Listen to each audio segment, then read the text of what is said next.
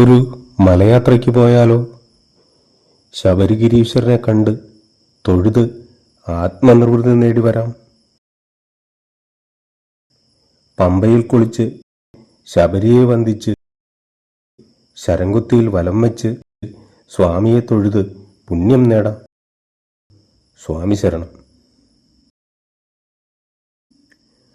വൃശ്ചികം 1 മാലയിട്ടു. വ്രതം നോറ്റ് കെട്ടുനിറച്ചു. സുന്ദരമായ ധനുമാസ പ്രഭാതം.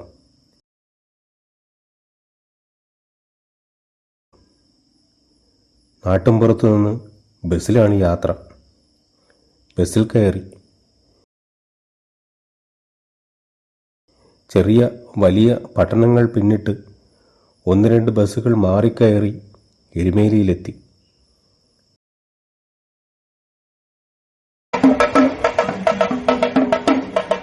വളരെ സമയമെടുത്തു ക്ഷേത്രനടക്കിലേക്ക് എത്തുവാൻ.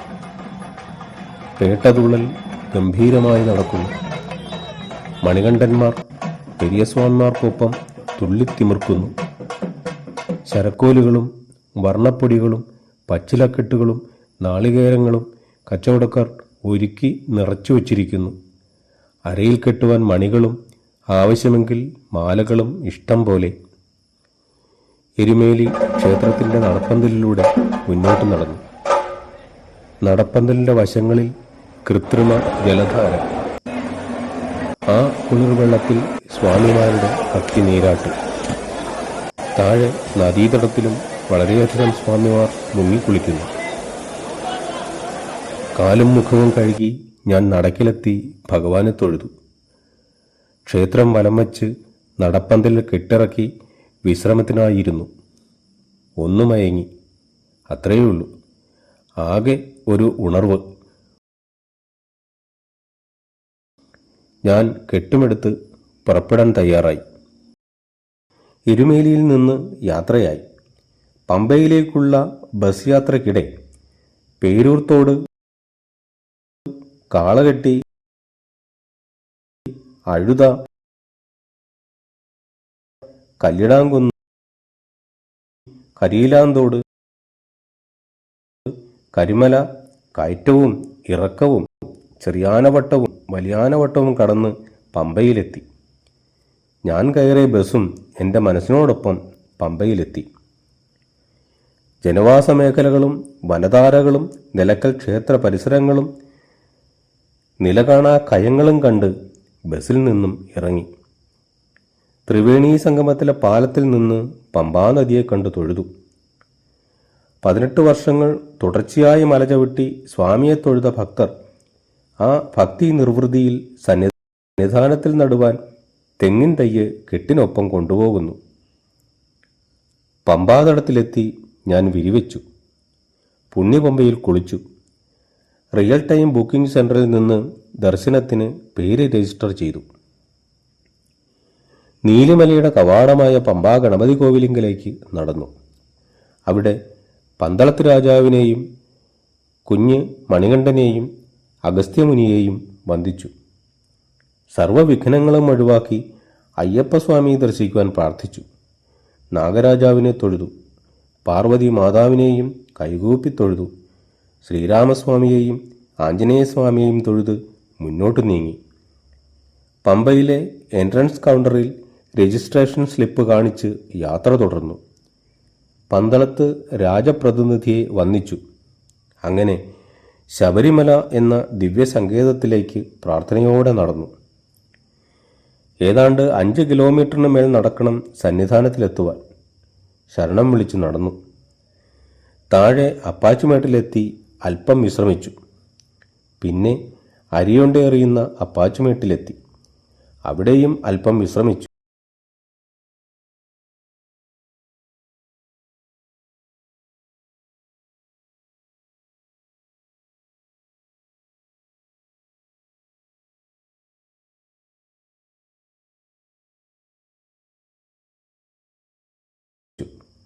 അപ്പാച്ചുമേട് മുകൾ തട്ടിലെത്തി. അവിടെയും അല്പം വിശ്രമിച്ച ശേഷം യാത്ര തുടർന്നു.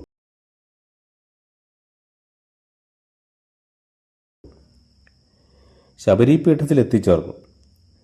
ത്രേതായുഗം മുതൽ കലിയുഗം വരെ പുണ്യമായ സ്ഥിര സാന്നിധ്യമായ ശബരിമലയുടെ പേരിന് തന്നെ അടിസ്ഥാനമായ ശബരീമാതാവിനെ തൊഴുതു.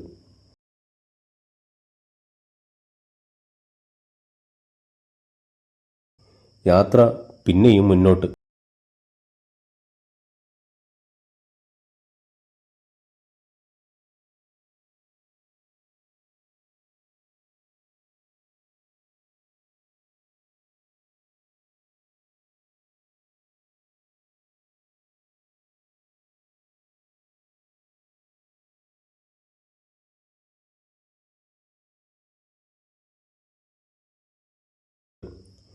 മരക്കൂട്ടം കടന്ന് യാത്ര തുടർന്നു. ഒടുവിൽ ആ ദിവ്യസങ്കേതത്തിലേക്ക് അടുത്തു.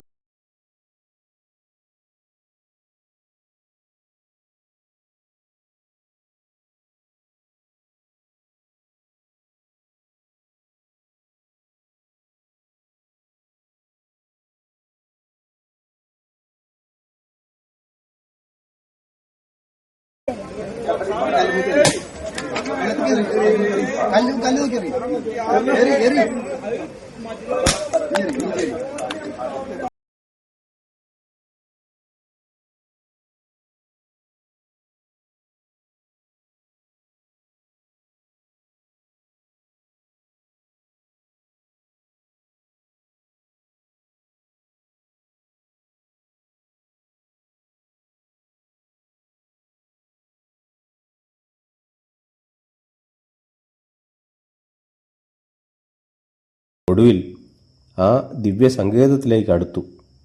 വരിവരിയായി സന്നിധാനം നടപ്പന്തലിൽ പ്രവേശിച്ചു.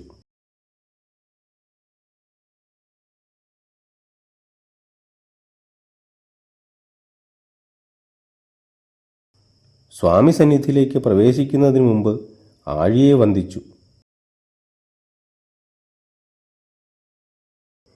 18-ാം പടിക്ക് താഴെ എത്തി. വലിയ കടുത്ത സ്വാമിയെയും ചെറിയ കടുത്ത സ്വാമിയെയും പ്രാർത്ഥിച്ച് പുണ്യമായ 18-ാം പടി കയറി ധ്വജം തൊഴുതു. ഫ്ലൈ ഓവർ കടന്ന് സന്നിധിയിലെത്തി അയ്യനെ ദർശിച്ചു, തൊഴുതു.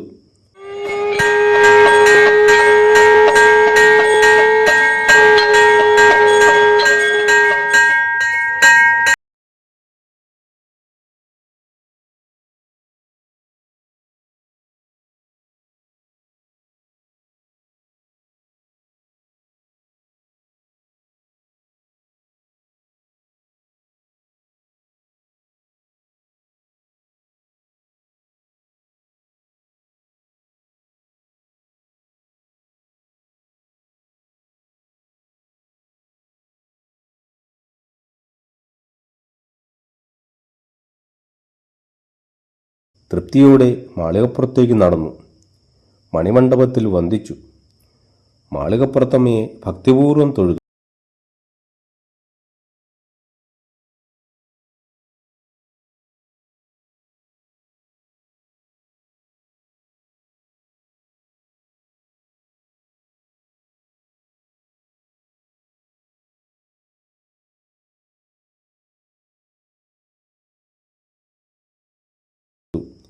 നാഗരാജാവിനെയും നാഗങ്ങളെയും വന്ദനം ചെയ്ത് നവഗ്രഹ സന്നിധിയിലെത്തി കൈകൂപ്പി വന്ദിച്ചു.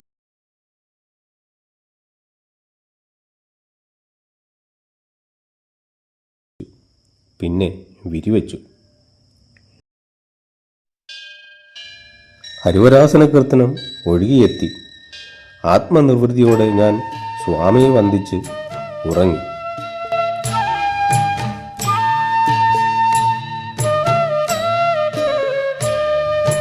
ഹരിവരാസനം വിശ്വമോഹനം.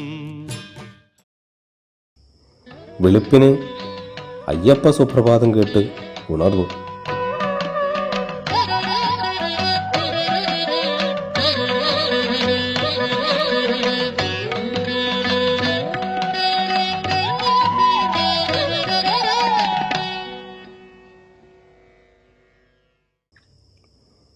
നെയ്യഭിഷേകത്തിന് ക്യൂ നിന്നു.